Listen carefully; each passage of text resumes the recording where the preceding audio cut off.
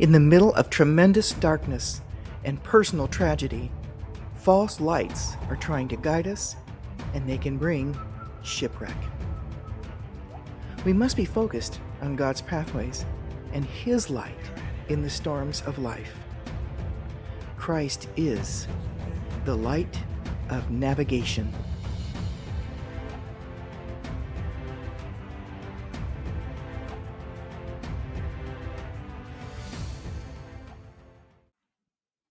Hello and welcome to the Light of Navigation and the God Stories. My name is Marguerite Lever Woodall, and I'm an author and speaker and your host. I write short stories about real-life supernatural encounters with God, and I love to explore what it means to follow God's pathways. In this fourth episode of the God Stories, called God and the Funeral Song, I'll share with you an intimate and powerful story of God's orchestrations that's done well ahead of time in our lives. Come, join me in the adventures of the God Stories and experience the encounters with the goodness of God, even in the middle of our life storms.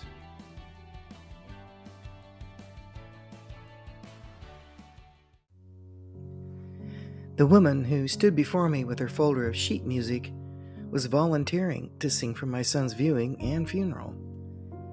I hadn't met her before, but learned that she was the mother of a young woman that my son had dated for several years.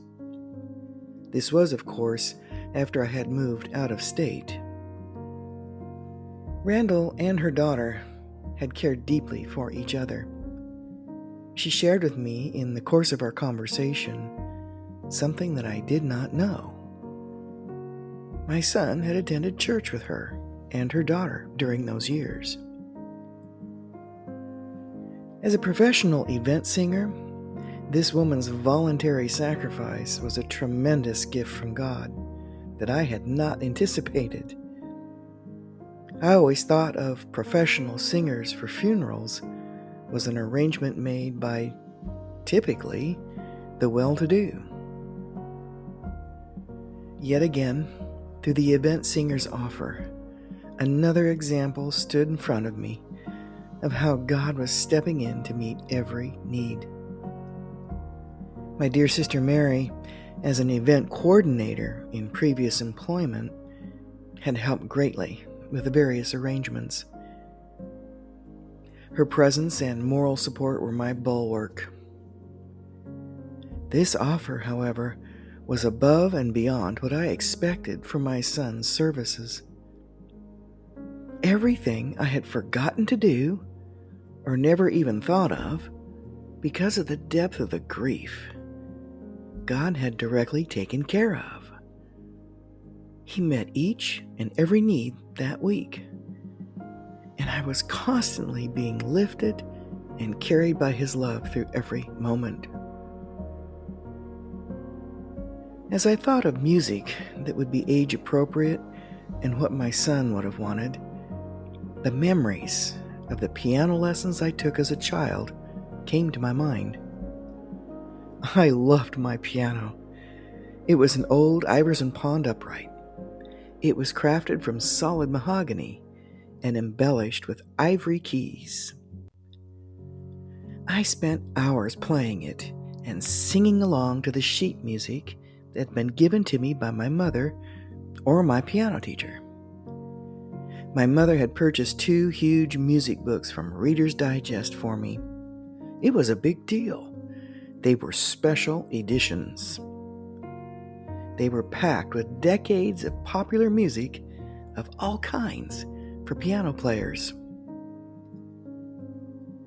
I remember one piece of music in particular that stood out from all the rest, being drawn to it frequently and playing it often. I sensed something powerful about it, even at the age of 10 until well into my teen years. The sheet music had a compelling illustration at the top of the page of a man walking a sunshine-filled path with his suit jacket slung over one shoulder. There was a peaceful smile on his face that was turned upward towards heaven.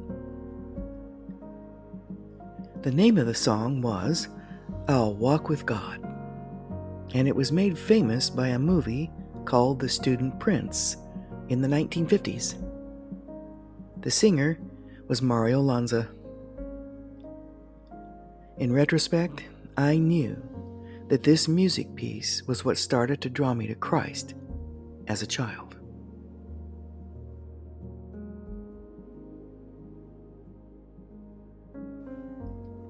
This memory of being drawn to God as a child through this music piece and my love for it was something that I had hoped to share with my son at some point in our future.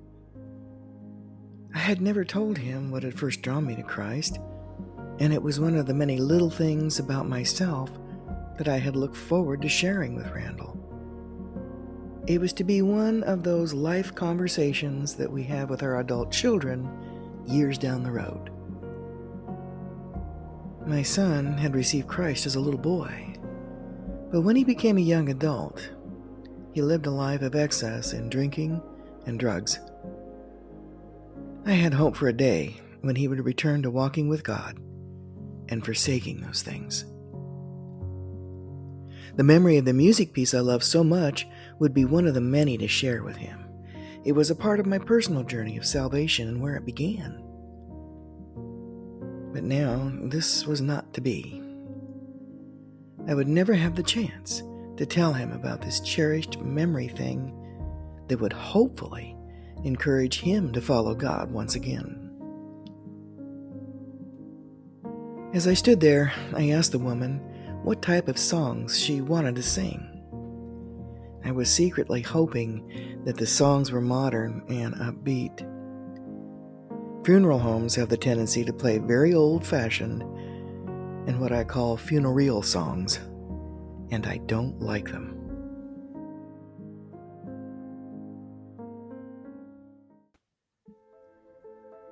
Her response was immediate, and it almost brought me to my knees as she pulled out a specific sheet of music, handed it to me, and proudly declared, this was Randall's favorite. I looked at the sheet music I was holding, and the song title read, I'll Walk with God.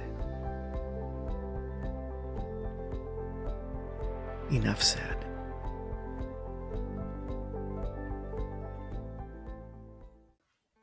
Thank you so much for taking time to listen to my story. If you know someone who's wondering if God has ever been working in their life all along, or their loved ones as well, please share this podcast.